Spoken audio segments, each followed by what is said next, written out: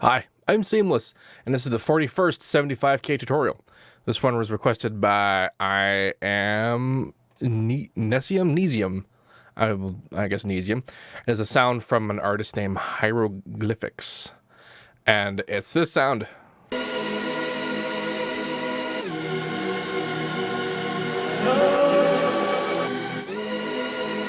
Play that for a reason. And it's the kind of patty thing.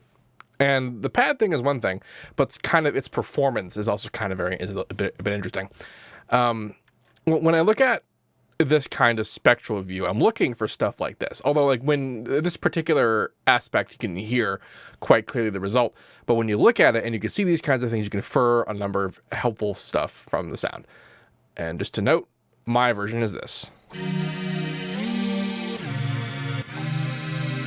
It's not identical, but it's mostly a matter of the notes, the music theory kind of thing. The sound itself, though, is pretty straightforward. So the thing that I'm talking about inferring from this is the idea that when you see something like this happening, where the entire spectrum moves all at once like this, that is sampling. That is when whatever this is was sampled, and then it was played, and everything just pitched and changed down with it, and that's what happened. Obviously, the sound had to be made first, but it's just saying that, like, it becomes something that gets sampled. So let's talk about making the sound itself. So the sample is just the sound.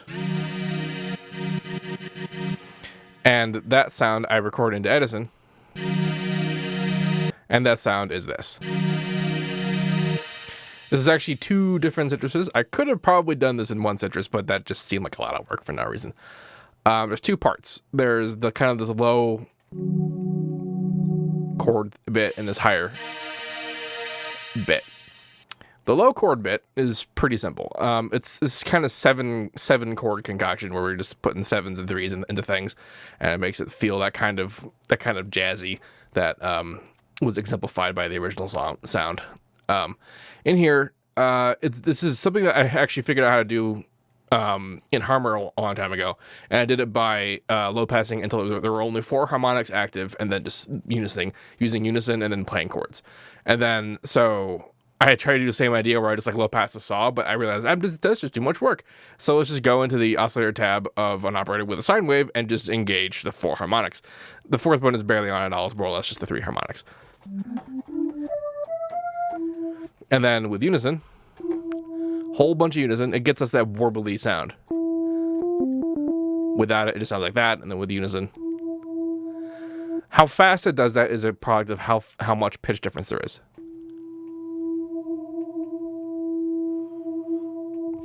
So if it felt too fast or too slow, that's how you would speed up or slow it down. And then you made this chord, and it just is that. You can kind of tell that this happens in the original. When we look at the lower end of this, you can see how there's very plainly, like, okay, there's like a harmonic here, harmonic there, doing all this thing. But then it kind of comes in and out like that. That's phase cancellation caused by unison. And then there's the rest of the stuff on top of it. So that is the second guy. And the second guy is this guy. So this one was a little bit more fun. It's a similar chord. It's got more or less some of the same notes in there, but it moved around a bit to kind of fill the gaps. But I'm using this. It's still just a sine wave, and I'm using this weird shape here. I'm using a lot of reverb and chorus, and I think delay. No, just reverb and chorus. So without the reverb and chorus, that's what that sounds like. There's also a crap ton of unison. The unison sounds like that.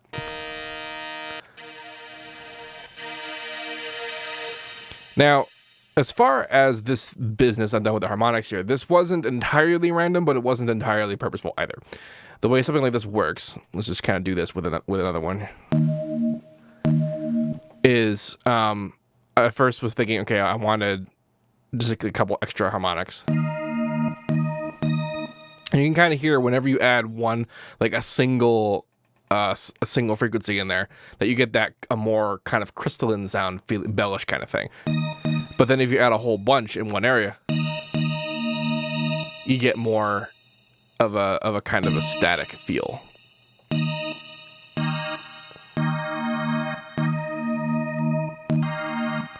So if you make a big old mess, because initially it would start off like this.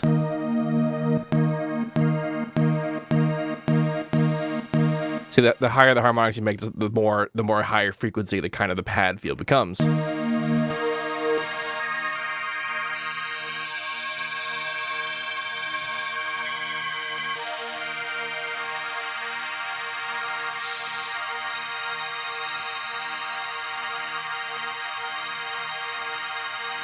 So just kind of do that with, and then mess around with the chords themselves to kind of get to where the particular, I don't know, expression that you want of what you're doing there.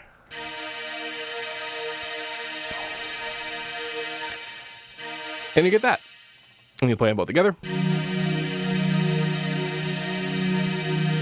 You record in Edison. You drop it in a sampler.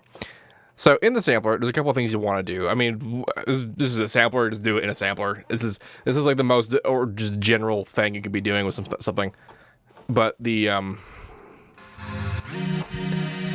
thing that makes it work in the original is the slide that's going down here, and I guess up later, like that kind of stuff. That's just portamento. So you go to find your portamento settings. I don't even need to make a mono, but I did because I do that. That's what I do. There's also a bunch of reverb on post. Barely even need that. But if you'd like it. But you'll want to turn on the envelope and if you're using FL Sampler in the envelope section here, because if it's off, it'll play the sample to its end every time you hit it. And if you didn't have mono on,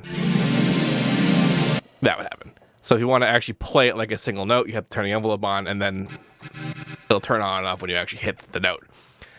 By default, the envelope is set up to be, kind of the typical envelope thing, but I just turn on to have no attack, no hold time, no decay, all sustain, no release. So it's just saying it's on when you have it on, it's off when you have it off, and it's on at the full level and doesn't do anything else. If you held the note down long enough, eventually it would end. If you didn't want it to end, you could turn the crossfading on. This would also, if you didn't turn the envelope on, doing this would turn it into something that you could just play.